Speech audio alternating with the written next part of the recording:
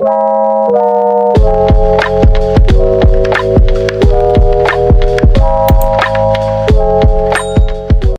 in 4th grade, I moved to a new school. And it's a pretty nice school, I'm friends with some people, whatever. Well, we have a substitute coming on a Friday. And on Fridays, everybody gets popcorn at our school. So we're all in class eating our popcorn when the substitute comes up to this girl we'll call Taylor. So the substitute kind of just stands over her and watches her eat her popcorn. And then she goes, "You shouldn't eat that, you're a pig."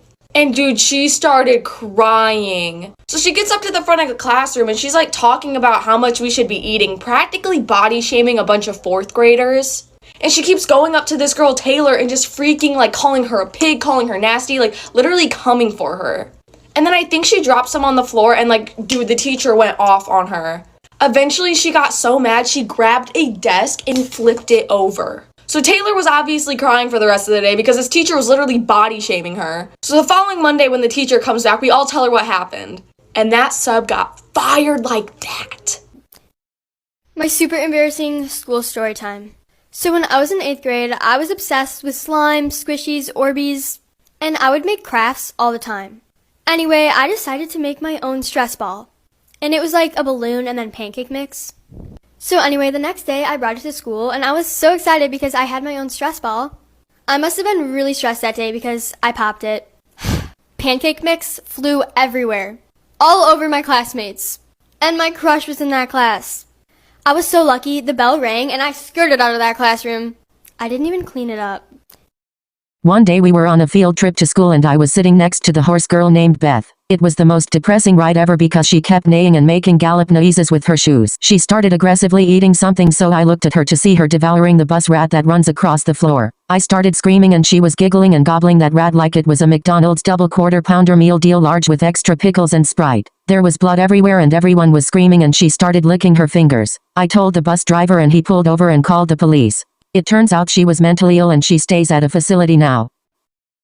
Here's a pretty crazy story time. So when I was in elementary school, we used to do these lockdown drills just in case an intruder came into the school, we would know what to do. We never knew if it was a drill or not. We just had to assume it wasn't. So one time on the announcements, they called a lockdown and we all had to hide in a specific spot in the classroom. This specific time we were doing it, the teacher wasn't in the class. She had left the class to do something and we just had to figure it out by ourselves. Luckily, we had practiced this drill before, so we already knew exactly what to do. So we were all hiding in our spot as we should. About 3 to 4 minutes go by and then the fire alarm goes off. We all looked at each other because we had no idea what to do. So we could either stay in the classroom, be safe from the intruder, but potentially get burned, or we could leave and the intruder would get us. We decided that we could outrun this intruder, so we decided to leave the class. So we all go outside, but no other classes were out there. So we all kind of just stood there in confusion. The alarm stops, so we walk back to our class, and when we got back, our teacher was very mad at us. She said that pulling a fire alarm is a common trick for the intruder to make the kids leave the class. Oh well.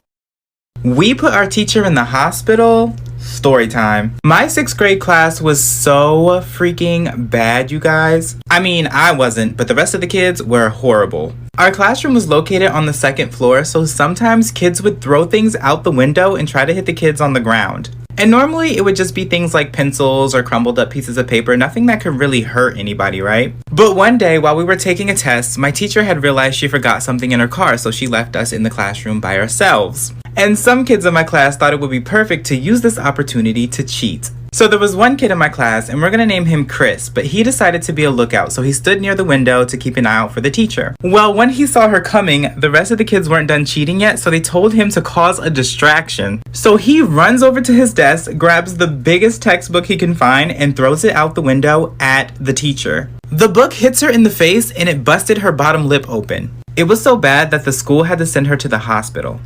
One time when I was in high school, we had a teacher sit in on one of our classes, and the teacher who was actually teaching the class was like, "Okay guys, turn to your partner and discuss the assignment," or whatever we were doing.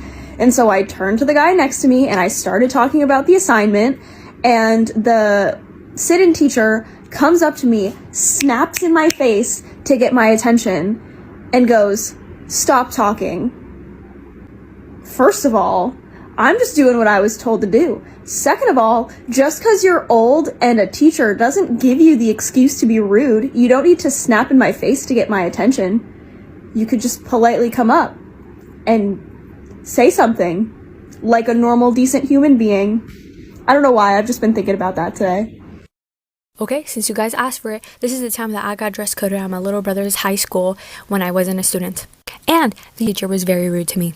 So my little brother called me saying, hey, I'm not feeling well, can you come pick me up from school? And I was like, okay, of course, like a good sister, I went to go pick him up. When I went to the front office and I checked him out and they're like, hey, just go get him from his classroom and you guys can just leave. So I was like, okay. So I start heading down the hallway and I realize I actually don't know where his class is. I start calling my brother like, hey, where are you? Where's your class? Like, I'm here. And he's not picking up. From behind me, I hear someone yell, hey, you, over there.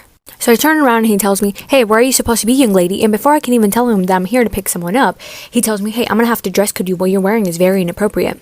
And then he kind of starts ranting about what I'm wearing is very distracting and that I wouldn't want to interfere with someone's education. Then he starts telling me, he's like, you don't want any unwanted attention, huh? He's also telling me some other stuff that I don't remember, but I cut him off right there and then I look him dead in the eye and I tell him, I'm here to pick up my child. His jaw just dropped.